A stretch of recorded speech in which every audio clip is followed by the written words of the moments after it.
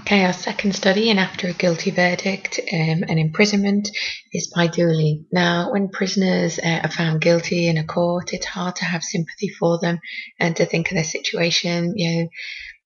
They are where they deserve to be because they went against society rules. However, we're interested in this topic is putting that aside and going, well, what happens to prisoners and their mental health, because what ultimately we want to do is, as the previous study, is stop recidivism. So being imprisoned can be an incredibly oppressive experience. Inmates can be confined to one room for 23 hours of the day. They're often locked up with strangers who are hostile and threatening to them. The inmate will suffer loneliness and they'll be in a constant state of fear. They don't know how long this is going to continue. The uncertainty is a huge amount of stress on somebody, and it's often worse for remand prisoners who are waiting for trial, and especially young prisoners as well who don't have previous experience of this situation. It is very stressful. Stress leads to mental health issues.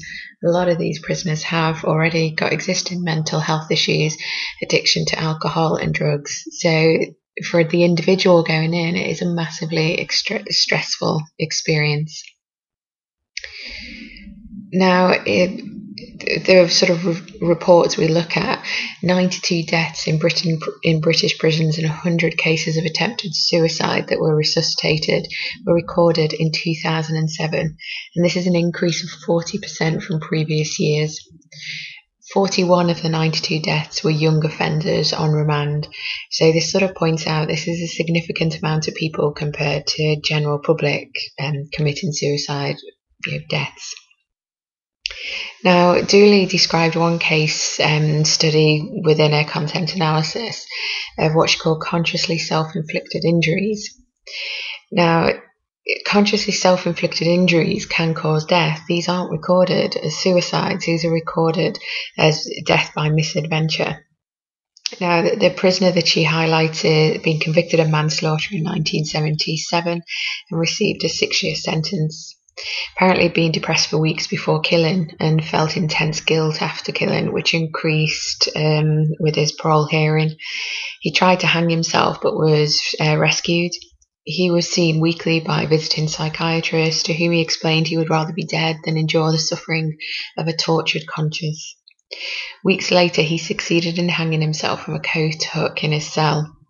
The investigation produced a verdict of death by misadventure, not suicide.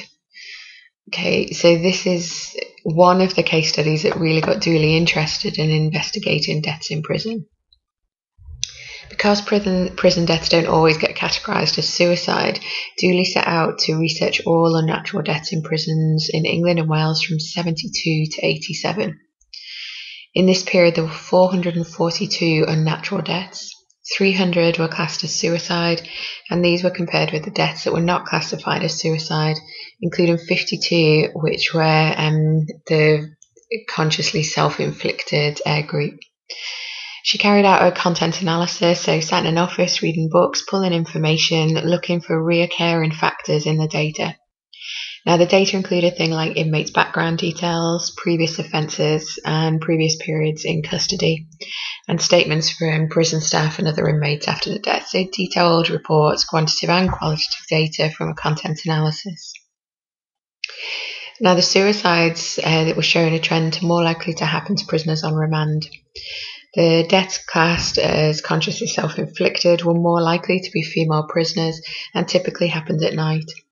Almost a third, 62% of the suicides had a history of psychiatric problems, and hanging was far the most common method of death. Now, Dooley from this content analysis suggests 4 factors influencing these deaths. And the first one is the prison situation, the crowding and the stress that comes with being confined for up to 23 hours a day with people who you are scared of, trying to sort the situation out in your head is stress. Now, another factor is outside pressures. Prisoners reported letting down family, worrying about family, just general pressures from the outside world. Another factor was the guilt for the offence, so the remorse they felt. Could they live with it? Could they not? And also mental illness was a major factor. For example, depression was the most commonly cited mental illness. Now, Dooley also noticed that there was a marked increase in suicides. This was 121% in the 1972 period to 75, but also in 1984 to 1987 period. Now, these corresponded to a 22% increase in the prison population at the time. So we can associate this increase in deaths in prisons to overcrowding. So we can see a real clear link here with the crowding of a situation and likely deaths in the prison system. So this points towards we can prevent this. So suicide interventions are based on the 3 I's theory. The 3 I's are that a person perceives the situation to be inescapable. There's no way out. Indeterminable, it's never going to end. Or intolerable, you can't stand it anymore. Shouldn't have laughed at that point, sorry. If an intervention can change the 3 I's, then it has to be cognitive behaviour therapy. It has to be risk factors, like looking at the prison situation. But we're so reluctant to have a sympathetic view for these people and to help these people. If that's what happens to them, that's what happens to them. They shouldn't have gone against society. So it is hard for us to say, oh yeah, pile the money in to help these people, when really we know that unless we pile more money in to help them with employment, it's not going to make a difference anyway because of recidivism rates. Now, Dooley, it's a longitudinal. If you look at the time, it's 15 years period all this data was taken from. So this makes it extremely useful because of that. There is a lot of data, a lot of categories to look at.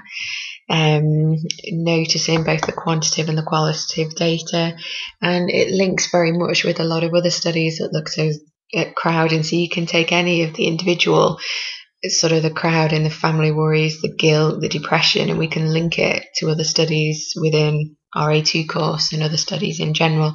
So it has a lot of construct and concurrent validity, this study, as well as great generalization.